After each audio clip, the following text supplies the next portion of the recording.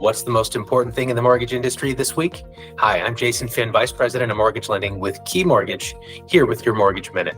This week, the most important conversation is the buyer agent commission. How are buyers brokers going to get compensated in the post-NAR world?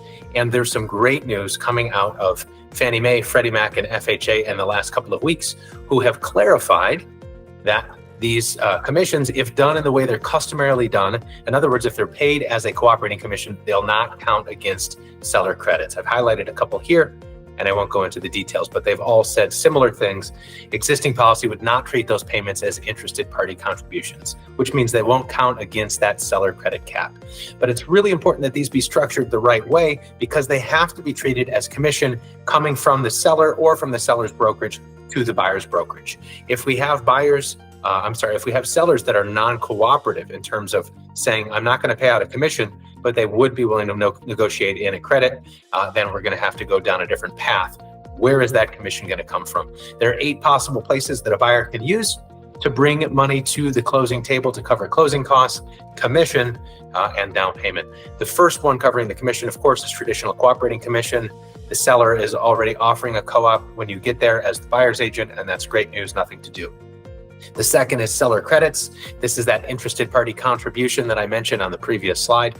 And that means that the seller is offering some closing cost credit to the buyer. It's not coming explicitly in the form of commission, and it is capped. For example, if somebody's putting down less than 10% on a conventional mortgage, that number is capped at 3%. So you can see you might run out of room there if there are other credits needed for the buyer. A negotiated cooperating commission is when the seller's not offering it, but you negotiate it into the deal. The seller pays it to the buyer's brokerage, and you, the agent, gets compensated. Fourth is the buyer simply pays. They have enough money to cover their closing costs and your commission, and they bring it to the closing table. Number 5 is premium pricing, something we haven't talked about a lot lately, but this effectively happens. It's the opposite of discount points. Instead of the buyer paying additional money upfront to buy down their mortgage rate, they are instead taking a lender credit in exchange for a slightly higher mortgage rate. That lender credit can be used towards closing costs and commission.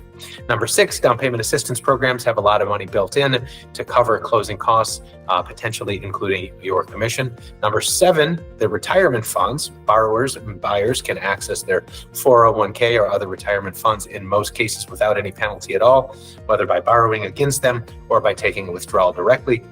Those funds can be used for down payment, closing costs, and commission.